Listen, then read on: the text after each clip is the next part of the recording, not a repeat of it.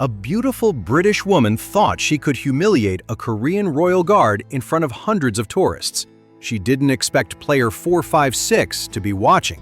What followed wasn't a game. It was a lesson in humanity that went viral worldwide. But before we continue, let us know in the comments where you're watching from and subscribe to the channel, because with Squid Game Season 3 dropping today, this story proves that real heroes exist beyond our screens. While millions around the world prepared to binge Squid Game Season 3 on Netflix, Seong Gi-hun, known globally as Player 456, found himself walking through the gates of Buckingham Palace. The irony wasn't lost on him that on the very day his story would captivate audiences again, he was experiencing a different kind of drama entirely. At 47, Gi-hun carried himself differently than the desperate man who had first entered those deadly games. Prize money had been donated, the trauma processed through years of therapy, and his newfound purpose as a human rights advocate had brought him to London for a conference on social justice. But the ghosts of his past still lingered in his eyes, a hardness that came from surviving what shouldn't be survivable. The palace tour wasn't planned, he would later tell reporters. I had 3 hours between meetings, and I thought, why not see how the other half lives? His English had improved dramatically since becoming an international figure, though he still preferred Korean when discussing emotional topics. The morning was crisp, typical London weather that reminded him of the cold dormitory where so many had died playing children's games for adult stakes. Tourists filled the courtyard, phones raised, eager to capture their brush with British royalty. Most were harmless, families on vacation, history enthusiasts, curious travelers from around the world. Among the crowd, Gi-hun noticed something that made him pause. Standing at perfect attention near the main gates was a royal guard whose features were unmistakably Korean. The young man, probably in his late 20s, wore the iconic red tunic and bearskin cap with immaculate precision, but his presence seemed to attract more attention than the other guards.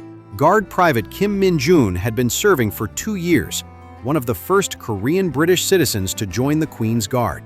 His grandfather had fought alongside British forces in the Korean War, and Min-jun viewed his position as honoring that legacy. He stood with the same unwavering discipline as his colleagues, representing centuries of tradition, while quietly making history himself. Lady Victoria Ashworth Kent had everything money could buy, and an attitude that money couldn't fix. At 32, she possessed the kind of classical beauty that opened doors and the entitled mindset that slammed them shut on others. Heir to a shipping fortune, she moved through the world expecting deference and delivering disdain to anyone she deemed beneath her station. "Daddy always said the empire built character," she often remarked, conveniently forgetting that her family's wealth came from exploiting that same empire's colonies. Today's palace visit was less about appreciation for history and more about posting Instagram content that would maintain her influencer status among London's elite social circle. Her morning had already been ruined by what she considered a series of minor inconveniences. Coffee shop using oat milk instead of almond, her driver arriving 3 minutes late, and now having to stand among common tourists for the palace tour. Her mood darkened further when she noticed the Korean guard, an obvious target for her frustration. "How absolutely ridiculous," she announced loudly to her companion Charlotte, ensuring her voice carried across the courtyard. "They're really letting anyone wear the uniform these days, aren't they?" Charlotte, uncomfortable with the direction of the conversation, tried to redirect. "Victoria, perhaps we should focus on the architecture?" "No, seriously," Victoria continued, her voice rising with theatrical indignation. "This is supposed to be about British tradition, British heritage. What's next? Shall we have guards from every corner of the world just to be inclusive?" She air-quoted the word with visible disgust. The crowd around them began to take notice. Some tourists looked uncomfortable, others pulled out phones, unclear whether to record the beautiful woman or the potential confrontation brewing. A few parents quietly moved their children away from what they sensed was about to become an ugly scene. Min-jun remained perfectly still, his training taking over. He'd faced this before, not often, but enough to know the protocol. Ignore provocations. Maintain position. Report if necessary. But never, under any circumstances, break character or respond to civilian commentary. His stillness only seemed to embolden Victoria. I mean, look at him, she gestured dismissively toward Min-jun, standing there pretending to be something he's not. It's almost comical, really, like putting a costume on a child and calling them a soldier. From across the courtyard, Gi-hun felt something cold settle in his stomach. He'd heard this tone before, the casual cruelty of those who viewed others as less than human. In the games, it had come from the VIPs, wealthy foreigners who bet on human suffering for entertainment. Here, it wore designer clothes and spoke with a posh accent, but the underlying rot was identical. Victoria's performance was gaining an audience, and she relished every moment of it. Her voice carried the practiced projection of someone accustomed to being the center of attention, and the gathering crowd only fed her confidence. "I'm not being racist," she declared with the defensive preemptive strike of someone who absolutely was. "I'm being traditional. This uniform represents British military heritage, British sacrifice, British blood spilled for British values. And now we're just giving it away?" She stepped closer to Min-jun, close enough that her expensive perfume would have been overwhelming if he'd allowed himself to notice. "Tell me, dear, do you even understand what this uniform means? The history you're appropriating?" Min-jun's jaw tightened almost imperceptibly, the only sign that her words were hitting their mark. His grandfather's stories flashed through his mind. Freezing winters in Korea, fighting alongside British soldiers, earning medals for valor that Victoria's ancestors had probably never matched. But his training held, eyes forward, breathing steady, dignity intact. "Cat got your tongue?" Victoria laughed, a sound like breaking crystal. "Or do you just not speak English well enough to defend yourself?" The crowd was growing restless. Several tourists were now actively filming, sensing they were witnessing something that would become either viral content or evidence. An elderly gentleman with obvious military bearing stepped forward as if to intervene, but hesitated, unsure of protocol when dealing with what appeared to be upper-class British society. Gi-hun moved closer, his own crowd awareness kicking in, another skill honed in the games where reading group dynamics meant survival. He could see the mob mentality forming, some horrified by Victoria's behavior, others emboldened by her confidence, most simply paralyzed by the spectacle. "The thing is," Victoria continued, now fully warmed up to her theme, "when I see someone like you wearing this uniform, it feels like cultural appropriation, doesn't it? You're taking something that doesn't belong to you and pretending it fits." She reached into her designer handbag, a move that made several people tense without knowing why. What she withdrew was worse than any weapon, her phone, held high for a selfie. "I simply must document this," she announced with glee. "My followers will find this absolutely fascinating. A Korean guard at a British palace. It's like something out of a satire." As she posed for her photo, deliberately including the stoic Min-jun in the background, she made her fatal mistake. "Smile, darling," she called to him mockingly. "You're about to be famous. Though I suppose you people are used to being in the entertainment business, aren't you?" The racial slur hung in the air like a poison cloud. That's when player 456 moved. Gi-hun's approach was quiet, controlled, but unmistakable to anyone who understood predator movement. The games had taught him to read situations instantly, to identify threats and opportunities, to move with purpose when action was required. But unlike the games, this wasn't about self-preservation. It was about something larger. "Excuse me," he said in accented but clear English, positioning himself between Victoria and Min-jun. His voice carried the weight of someone who had seen humanity at its worst and chose to fight for its best. Victoria turned.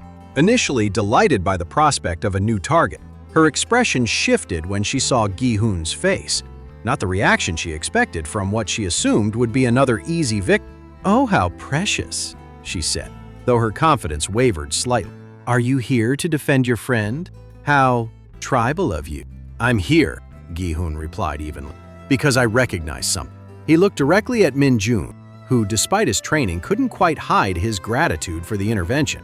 Then he turned back to Victoria, and those who were close enough would later say his expression changed, became something harder, more dangerous. "You see weakness," Gi-hun continued, his voice gaining strength. "You see someone standing still, following rules, and you think this makes him vulnerable. You think silence means fear." Victoria tried to regain control of the situation.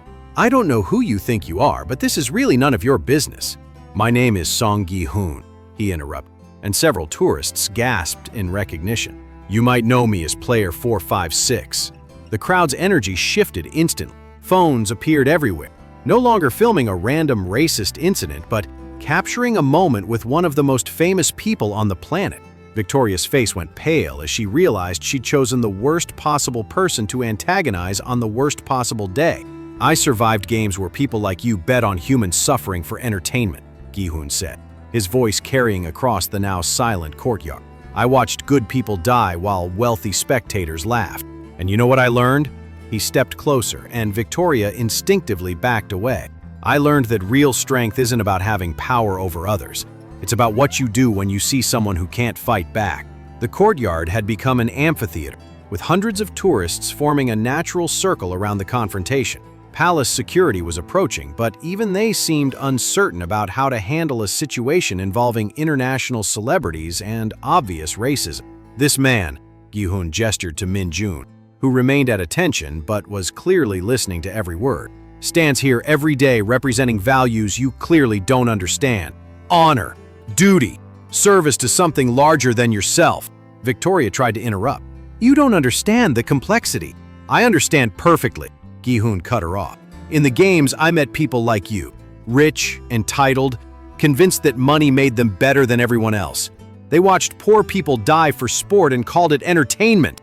His voice grew stronger, carrying the authority of someone who had survived the unsurvivable.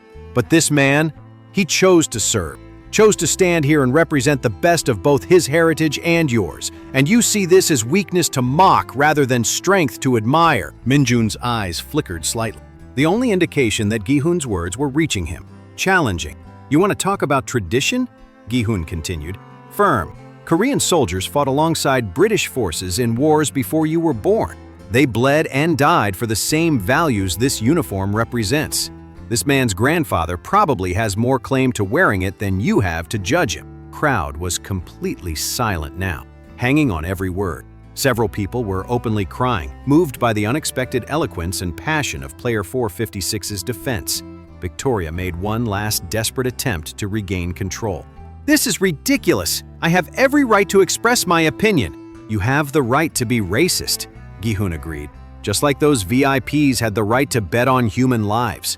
But having the right doesn't make it right. He turned to address the crowd, his voice carrying to every corner of the courtyard. Today, millions of people will watch Squid Game Season 3. They'll see stories about human dignity, about survival, about what people do when they're desperate. But this, he gestured to the scene around them, this is real life. This is where we choose who we want to be. Palace security finally reached them, but instead of breaking up the scene, they found themselves managing what had become an impromptu human rights demonstration.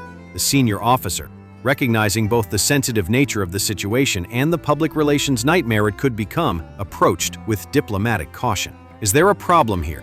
He asked, though the question was clearly rhetorical. Victoria, realizing she was losing control entirely, made a final miscalculation.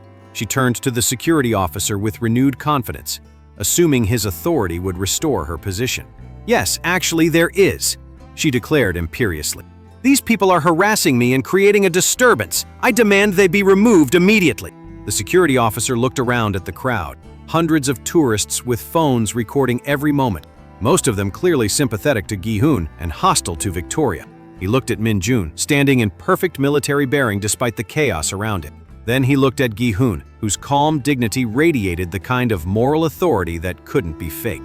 Ma'am, the officer said carefully, firmly, from what I've observed, you're the only one creating a disturbance here. The crowd erupted in spontaneous applause. Victoria's face cycled through expressions of shock, rage, and dawning humiliation as she realized how completely the situation had turned against her. Her phone, still in her hand, buzzed with notifications. But these weren't the admiring comments from followers she expected. Word was already spreading across social media, and the response was not favorable. "Ha! This is outrageous!" Indignant. "Do you know who I am?" Raising voice.